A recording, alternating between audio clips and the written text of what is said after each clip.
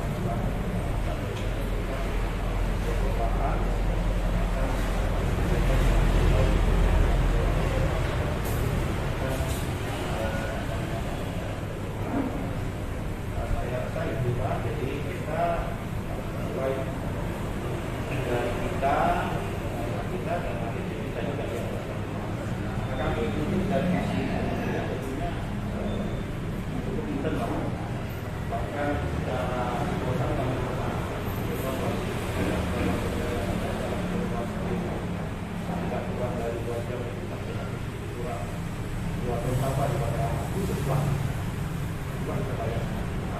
Saya ingin menyampaikan itu tidak.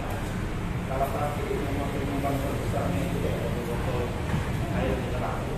Yang sebetulnya kalau kita lihat memakai amal, juga dari masyarakat budaya juga luar biasa. Dari satu sisi kita berbangga, itu indikator budaya berkembang. Ternyata dari sisi yang lain juga bisa kita mungkiri bekas dari lampu penggunaan budaya urban kemana-mana, kiriman dari kiriman dari menambah kemana-mana hingga tadi sampai tadi pantai-pantai yang ada di kota. Nah, saya pikir ini menjadi saya kita bersama. Ini jangan lagi kalau menurut saya kita sekarang banyak menggunakan kita bilang Tawari itu saya pikir juga salah satu langkah yang luar biasa.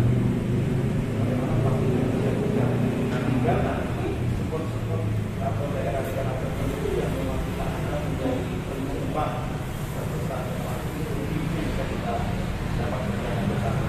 Karena BPKP merangkul juga beberapa mitra kami ya kelompok-kelompok masyarakat coba sama-sama melakukan aksi-aksi. Tapi yang paling penting dari itu semua kalau menurut saya adalah bagaimana kita memberikan proses penyadaran.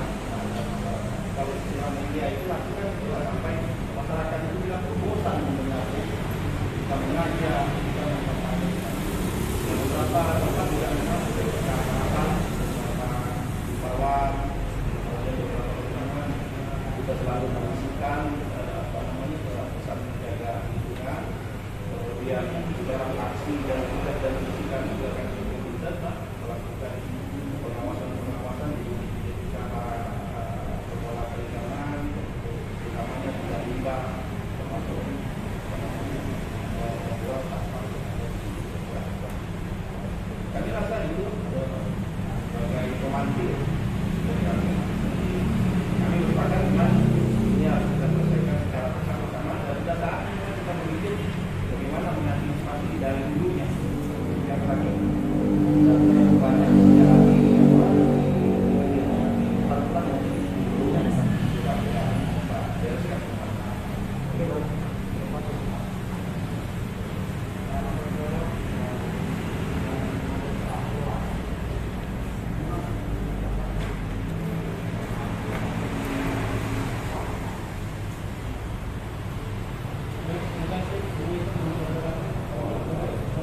bereskan.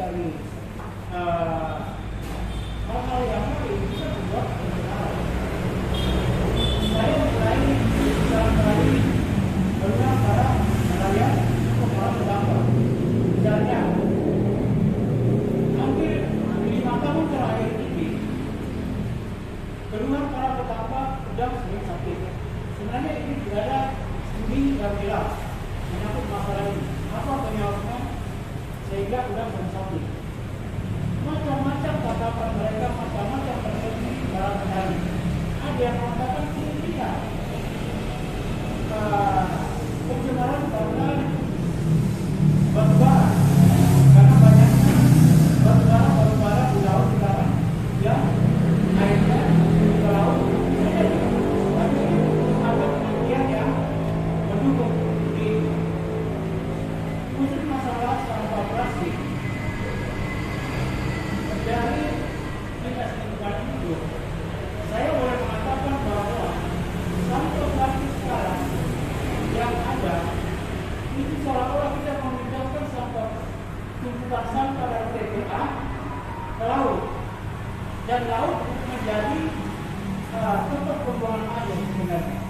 Contoh saya kasih ilustrasi.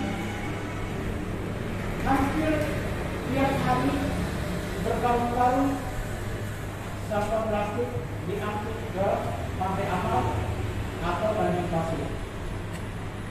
Tadi saya kesini, di depan saya juga masih mengangkut motor berobat di belakangnya membuat itu sampah kayak kumpulan bumi. Dan itu tiap hari saya melihat ini. Dan kenapa saya mengatakan memindahkan PPA dari darat ke laut? Itu yang terjadi di daratan. Kalau kita membuktikan, jalan-jalanlah dari amal lama, amal baru sampai ke dalam tinggallah pesisir yang masih ada di daratan, masih ada pohon-pohon, tinggallah di situ. Yang kita mendapatkan adalah sampah daripada limbah botol plastik. Itu yang berserakan di sana. Nah, kami dari beberapa daerah selalu mendorong kepada dinas lingkungan hidup betul-betul mendapatkan anggaran. Karena tujuannya adalah memberikan anggaran, mengawasi, kemudian membuat itu yang membuat kami juga. Nah, kadang kami bicara dengan dinas lingkungan hidup, apa yang mereka sampaikan kepada anggaran kita kecil itulah. Nah, ini masalah. Sebenarnya yang disampaikan ini adalah wali kota Jakarta mestinya dinas lingkungan hidup mestinya diberikan anggaran yang lebih. Adakah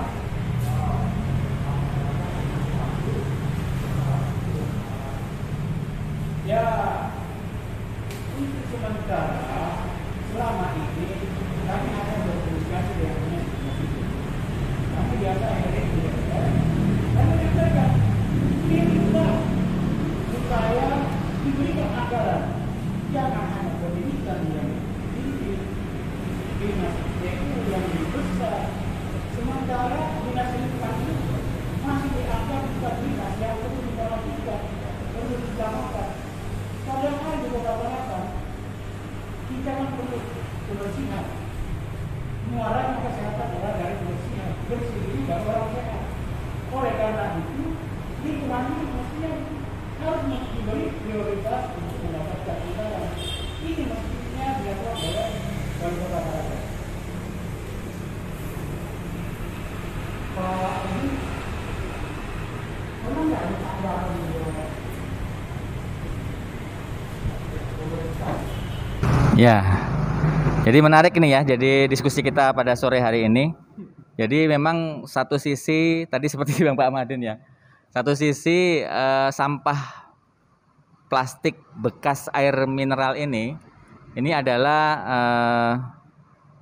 sebuah sumber daya potensial untuk sirkular ekonomi. Dia bisa satu sisi tidak langsung dibuang kemudian menjadi sampah, tapi dimanfaatkan. Hanya saja ternyata memang siklus yang disebut ini tadi terputus. Teman-teman di pembudidaya rumput laut, barangkali ini perlu kita perlu kita sentuh juga terkait edukasinya. Dan ini mungkin barangkali ke depan jadi tindakan kita bersama untuk mengedukasi teman-teman pembudidaya rumput laut, nanti bekerja sama dengan bank sampah atau KSM yang bisa saja Pak RT tadi bikin KSM Pak, nanti kerjasama sama kita dampingi sebagaimana kita dampingi kelompok swadaya masyarakat pengelola sampah yang ada di 8 kelurahan yang lain.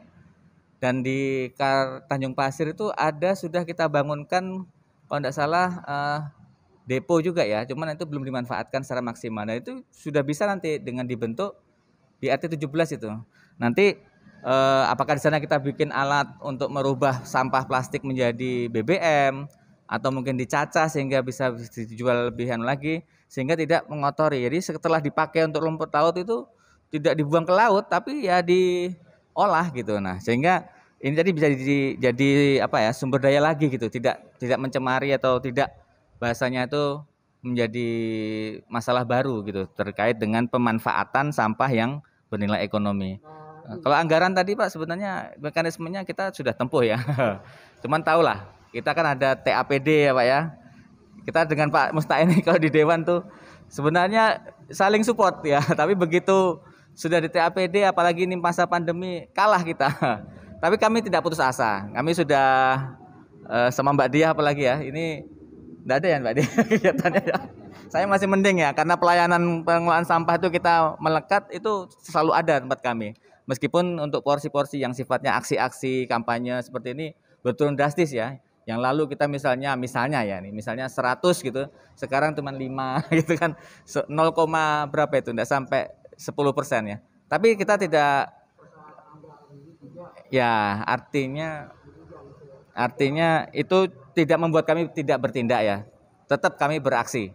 Kami mencarilah tadi celah-celah dengan perusahaan seperti yang Pak Ahmadun sampaikan tadi, ada CSR, kemudian masyarakat, komunitas-komunitas itu juga kita daya gunakan dan sebagainya. Saya kira kita juga usaha sudah ya, meskipun belum hasil.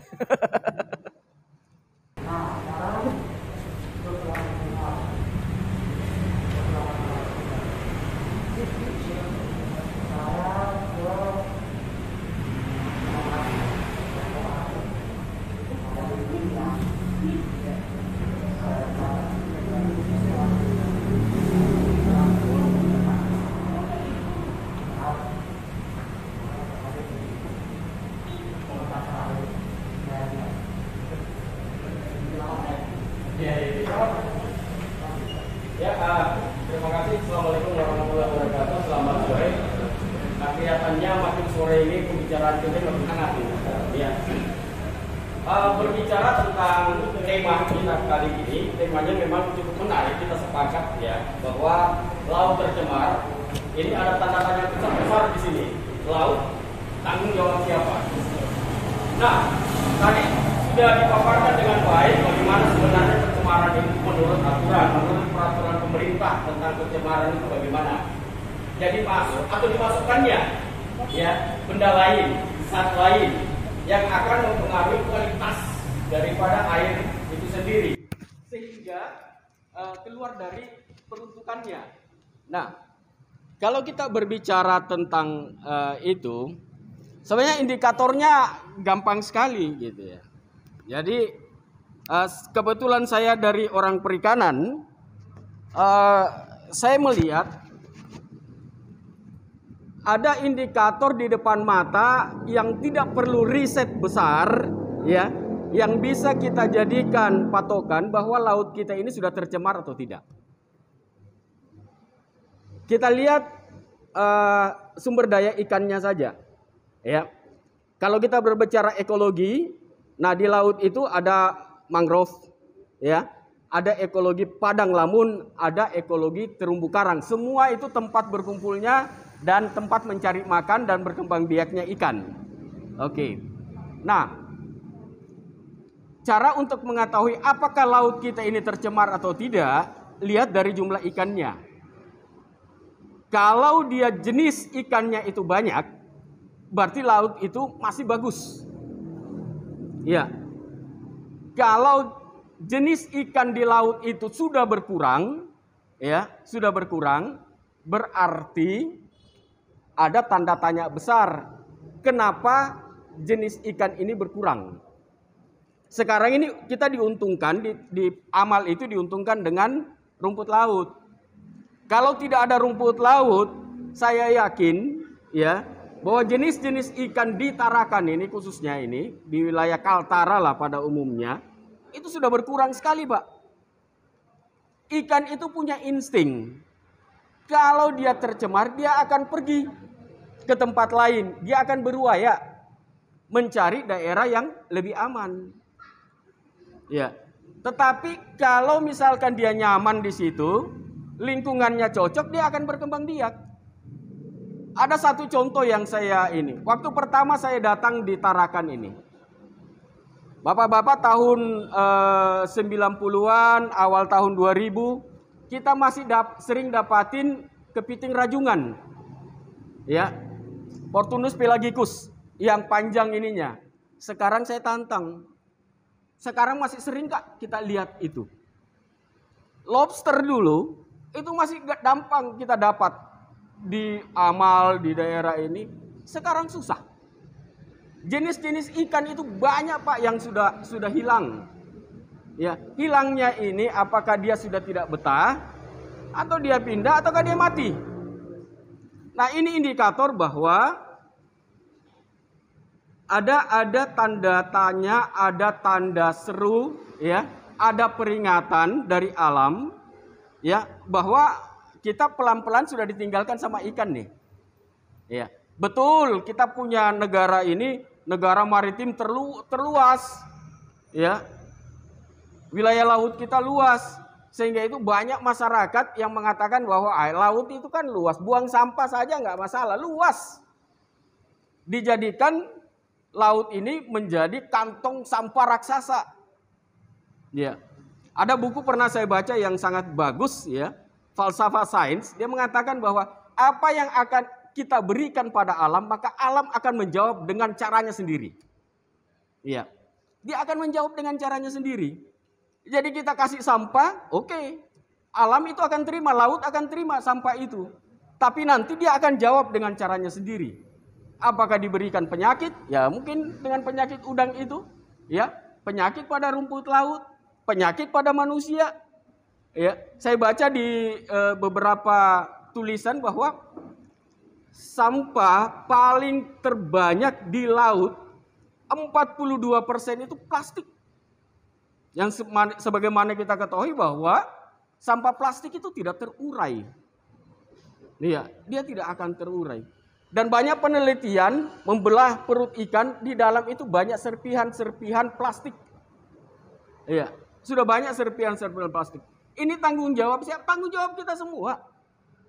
Oleh sebab itu, saya mengambil kesimpulan, oke, monggo kalau memang kita mau selesaikan, ada 4 faktor yang harus kita perhatikan. Yang pertama yang kita harus satukan, ilmu pengetahuan.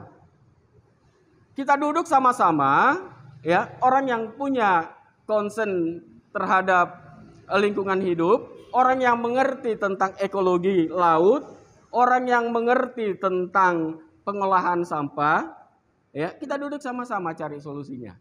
Yang kedua, fakta. Kita gabungkan, fakta itu harus tidak bisa kita kesampingkan. Fakta di lapangan kejadiannya bagaimana? Ya, di lapangan itu sebenarnya sekarang ini sedang terjadi apa? Masyarakat petani itu, nelayan itu sudah teriak. Kita masih membahas, ya kadang-kadang sama dengan ini. Tanggal 8 Juni itu PBB sudah tahun 92 sudah menetapkan Hari Laut Nasional. Ya, tanggal 8 Juni. Gaungnya tenggelam.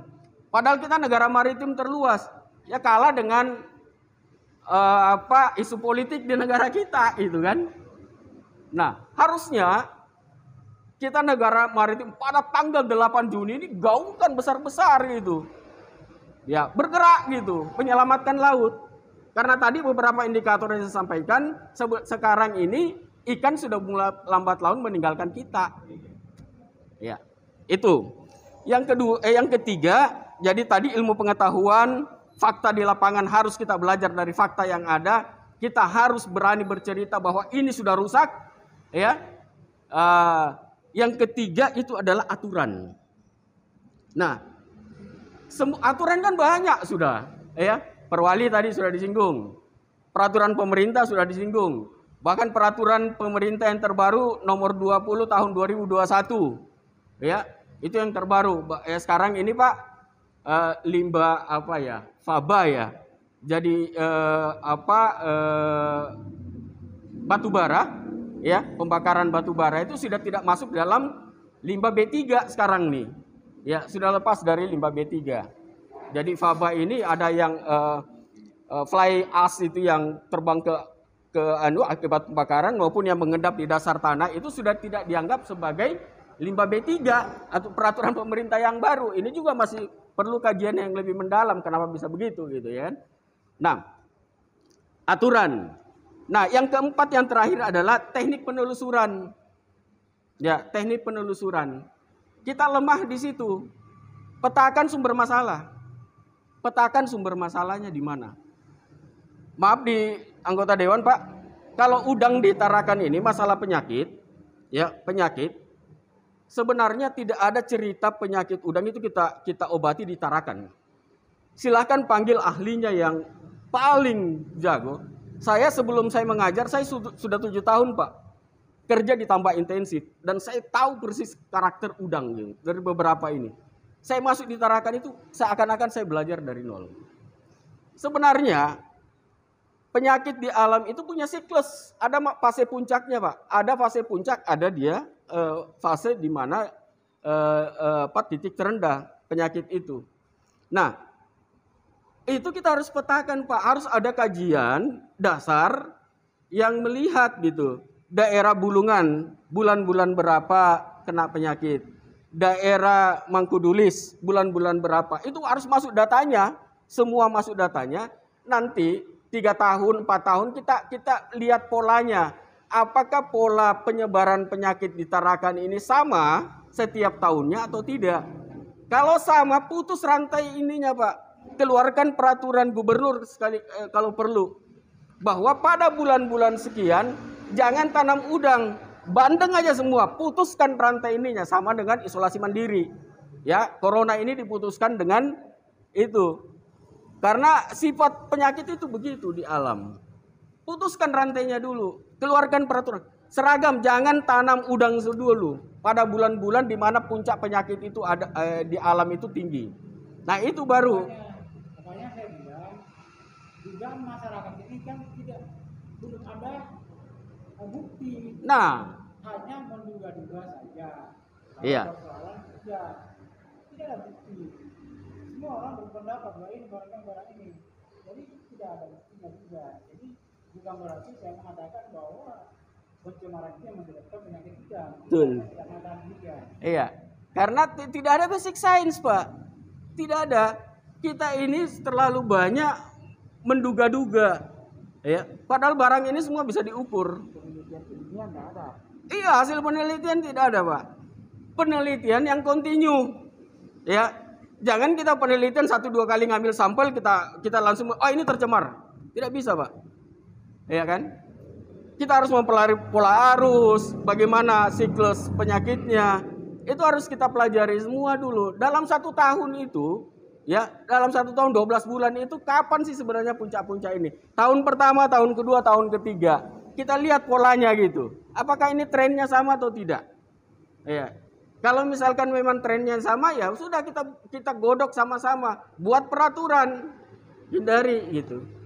Itu kita pakai ilmu menghindar saja, Pak. Kalau cuman saya pikir yang ditarakan, ya itu hampir sama polanya dengan rumput laut gitu. Nah, itu beberapa statement awal, jadi sengaja saya panaskan suasana kalau sore begini, karena memang saya kalau berbicara tentang pencemaran itu semangat, Pak. Ya, sangat-sangat semangat sekali. Jadi Kira-kira ada nggak komunikasi dengan pemerintah soal ini? saya sebenarnya sudah komunikasi terkait dengan rumput laut, ya. Bahkan di provinsi saya sudah komunikasi dengan provinsi bahwa sebenarnya saya ada pengalaman sebenarnya. Tahun 2019, akhir 2019, saya sempat belajar di Cina, dikasih kesempatan sama pemerintah Indonesia, mewakili Indonesia di sana.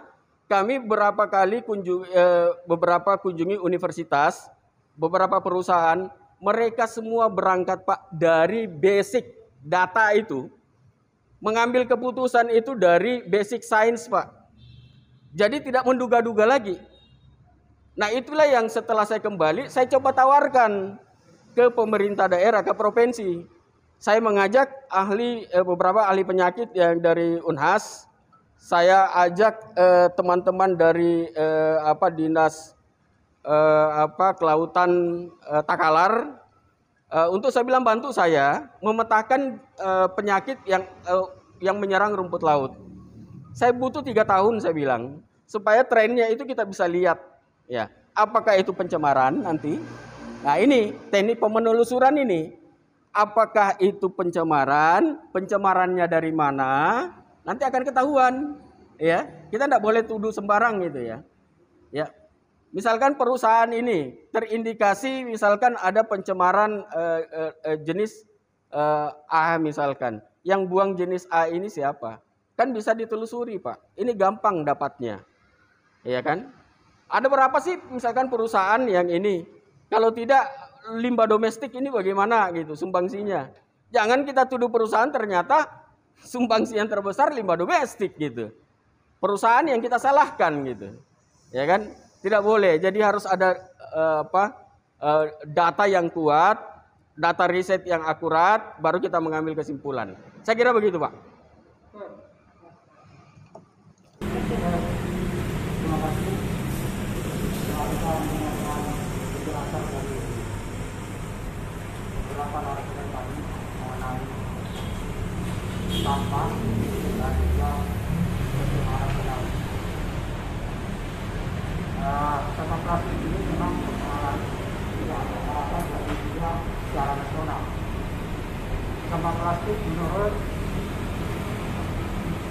sebuah badan di Amerika, yaitu National Oceanic and Atmosphere Administration, sebuah badan yang meneliti mengenai kebersihan laut dan udara, dan mengatakan bahwa sampah plastik itu baru bisa hancur 10 sampai 20 tahun.